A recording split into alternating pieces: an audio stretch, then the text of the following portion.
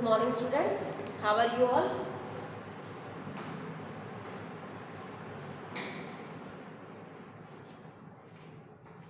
This is our lecture 9 of chapter first matter in our surroundings. हम ना last lecture में हमने कुछ एनसीईआरटी के क्वेश्चंस किए थे. कितने क्वेश्चंस किए थे? 5 questions. Now question number second. Open your book all of you and read the question number 6. You have only 2 minutes.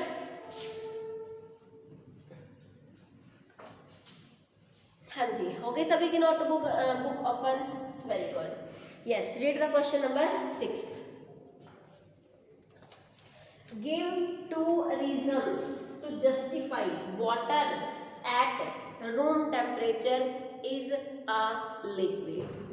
ठीक है, क्वेश्चन क्या है कि अब रूम टेम्परेचर है ना, रूम टेम्परेचर का मतलब है अगर हम अपने रूम में यहाँ पर एक वो रख ले रूम का टेम्परेचर कितना होता है, वैसे स्टैंडर्ड टेम्परेचर 25 डिग्री कंसीडर करते हैं. 25 डिग्री सेल्सियस. इस टेम्परेचर पर वाटर एक लिक्विड है, कैसे जस्टिफाई करेंगे? देखो, वाटर की खुद की शेप नहीं है ना, हमने जिस कंटेनर में डाल दिया वो उसकी ही शेप अटेन कर लेता है, लेकिन उसका फिक्स्ड वॉल्यूम है. 500 ml है, 1 लीटर है, 2 लीटर है, आधा लीटर है, कितना है? फिक्स्ड वॉल्यूम है ना. और जिसकी कोई से शेप नहीं होती लेकिन वॉल्यूम फिक्स्ड होता है, उसको हम किस कैटेगरी में डिवाइड करते हैं? लिक्विड्स में. That's why water is a liquid. It is clear? Yes. Next, an iron अलमीरा is a solid at room temperature. Room temperature का मतलब जो आपके रूम में अलमीरा रखी हुई है ना, हाँ जी, वो एक सॉलिड है. क्यों है वो सॉलिड? आप खुद देखो, जाके देखो अलमीरा की. एक क्या है? फिक्स्ड शेप है, फिक्स्ड साइज है, फिक्स्ड वॉल्यूम है, उसको हम क्या बोलते हैं? सॉलिड. इसलिए अलमीरा एक क्या है? सॉलिड है. दूसरा, सपोज ये हमारे पास अलमीरा है, ठीक है, हमने इसको अलमीरा मान लिया. होती है ना ऐसी. देखो, इसकी एक फिक्स्ड शेप है, साइज है, वॉल्यूम है फिक्स्ड. अलमीरा का भाई कितने कपड़े आ सकते हैं, कितने सामान हम रख सकते हैं, वो उसका वॉल्यूम है. और क्या हम उसको कंप्रेस कर सकते हैं? नहीं कर सकते. हार्ड है ना अलमीरा, ना वो फ्लो कर सकती है. ये सारी कैरेक्टरिस्टिक क्या डिफाइन करती हैं? अलमीरा is a solid at room temperature. Clear all of you? Yes. Next question number 7. Yes, read the question number 7 all of you. Why is ice at 273 Kelvin more effective in cooling than water at the same temperatures? It is clear? देखो, ये ice है और ये water है. Ice water में convert कौन से temperature पर होती है? 0 डिग्री सेल्सियस. इस 0 डिग्री सेल्सियस पर आइस भी है और वाटर भी है, लेकिन वाटर इतना कूल नहीं होता जितना कूलिंग इफेक्ट आइस का होता है. ऐसा क्यों? क्योंकि वाटर के अंदर काइनेटिक एनर्जी ज़्यादा है और आइस के अंदर काइनेटिक एनर्जी नेग्लिजिबल है, 0 के अराउंड है ना. जितनी ज़्यादा काइनेटिक एनर्जी को किससे रिलेट करना है आपको? टेम्परेचर से. किससे रिलेट करना है? टेम्परेचर से. किसकी काइनेटिक एनर्जी ज़्यादा है? लिक्विड की. तो किसका टेम्परेचर ज़्यादा है? लिक्विड का. इसकी काइनेटिक एनर्जी क्या है? कम है, तो इसका टेम्परेचर भी क्या होगा? कम. और जिसका टेम्परेचर कम उसमें कूलिंग इफेक्ट ज़्यादा, इसलिए आइस का कूलिंग इफेक्ट ज़्यादा है as compare to water. Reason क्या होगा? Because ice has less kinetic energy, या फिर ice has less energy than water. That's why ice has a more cooling effect and than water. It is clear? Yes. Next question. Read out the next question. Question number 8. What product more severe burns? Boiling water or steam? इसके just opposite question आ गया. एक आपके पास क्या है? Water, और एक आपके पास क्या है? स्टीम. स्टीम का मतलब क्या होता है? वेपर्स.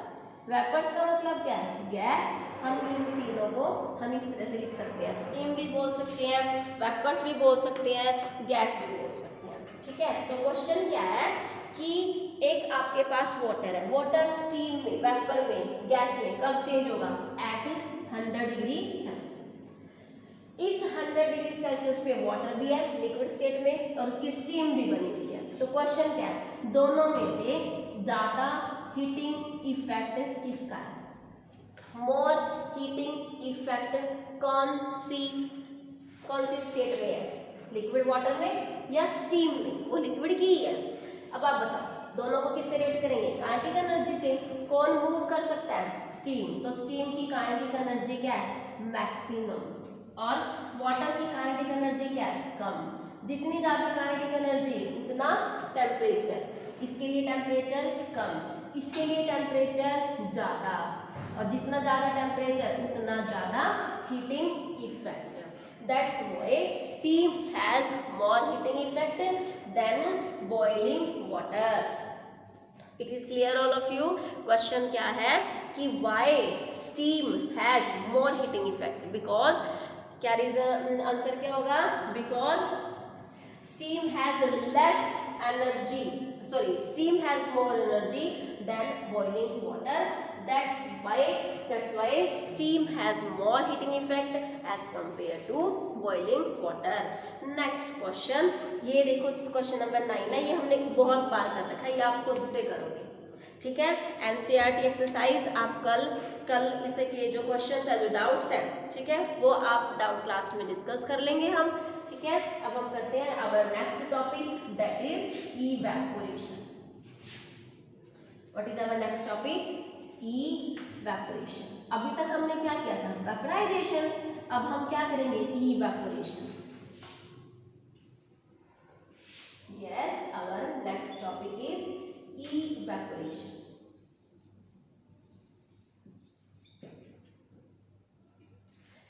अब एक है वेपराइजेशन और एक है इवैपोरेशन।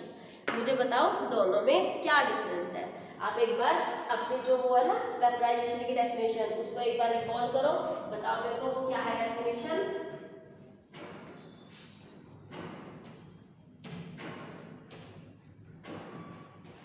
यस, देखा आपने क्या है वेपराइजेशन की definition?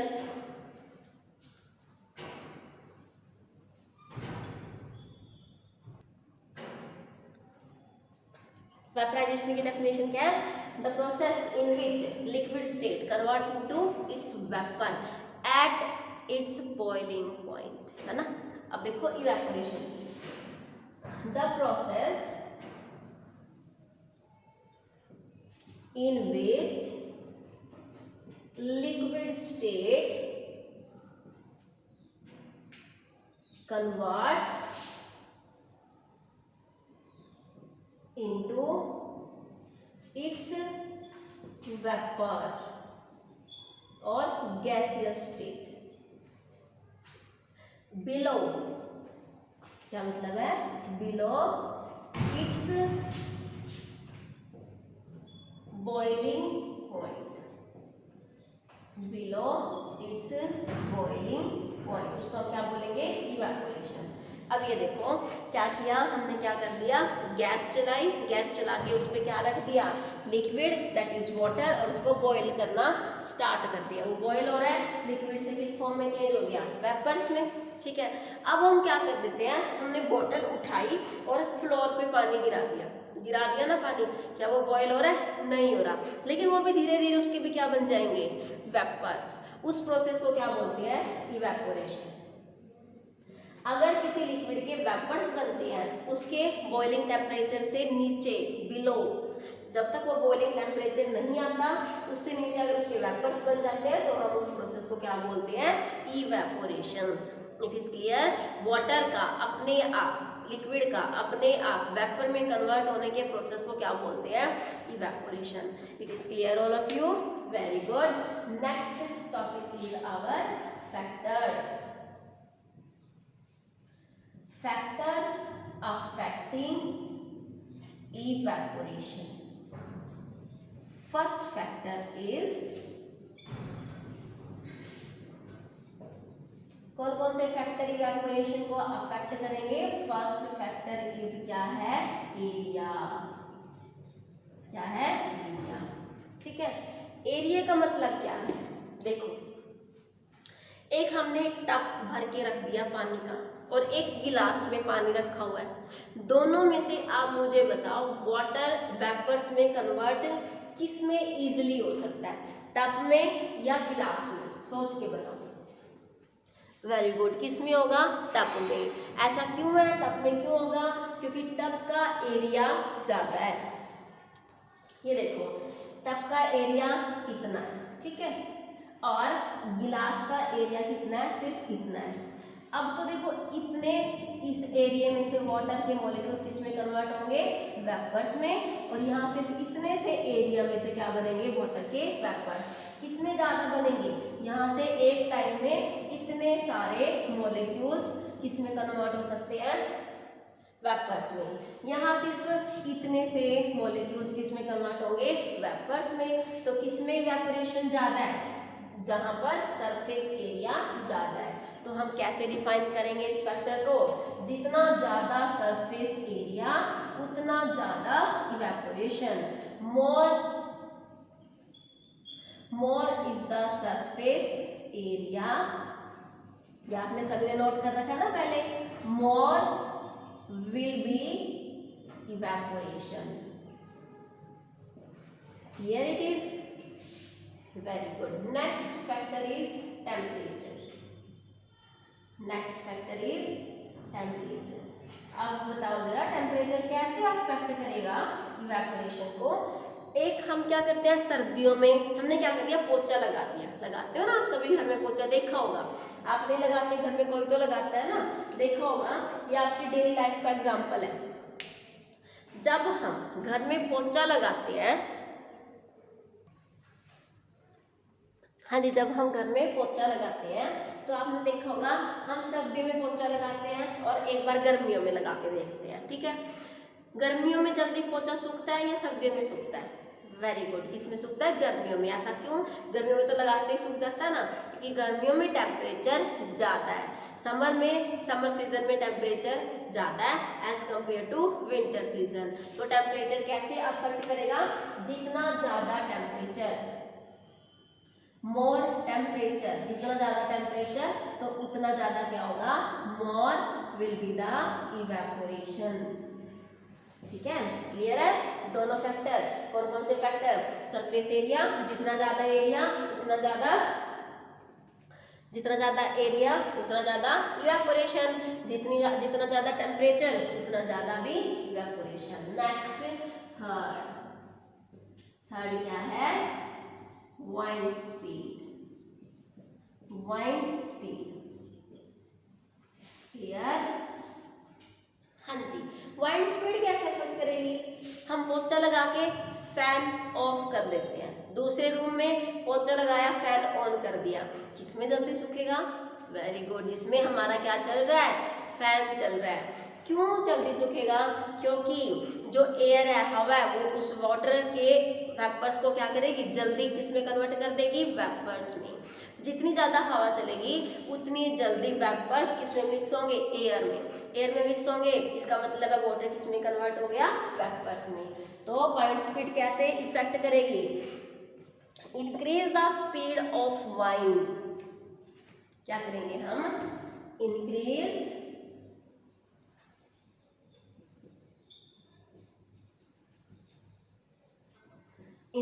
The speed of wind, तो उससे क्या होगा?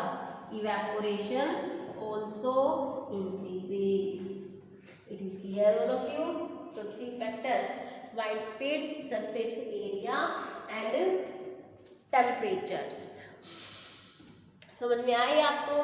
तो ना आप क्या करोगे, इन सभी फैक्टर्स को आगे, और है हमारे पास दो और फैक्टर, पहले आप इन फैक्टर को स्टडी करो अच्छे से इनके एग्जांपल्स देखो डेली लाइफ में, ठीक है। और फिर मुझे बताना कि कोई डाउट है तो हम डिस्कस कर लेंगे अपनी डाउट क्लास में, ठीक है। जो भी मैंने आपको एनसीईआरटी एक्सरसाइज दिया उसकी रिवीजन करोगे, यहाँ तक जो भी किया उसकी रिवीजन करेंगे। नेक्स्ट लेक्चर में हम करेंगे नेक्स्ट टू फैक्टर्स। कौन कौन से फैक्टर हम करेंगे? एक करेंगे हम क्या? ह्यूमिडिटी। आप मुझे क्या आओगे, देखोगे, बताओगे ह्यूमिडिटी क्या होता है। और एक हम करेंगे फोर्स। चलो आप ह्यूमिडिटी का दे कराना, बताना मुझे कल नेक्स्ट क्लास में कि ह्यूमिडिटी होती क्या। ठीक है स्टूडेंट्स, आप लिस्ट वो करना, इसको ध्यान से पढ़ना। This is all for today. Thanks all of you.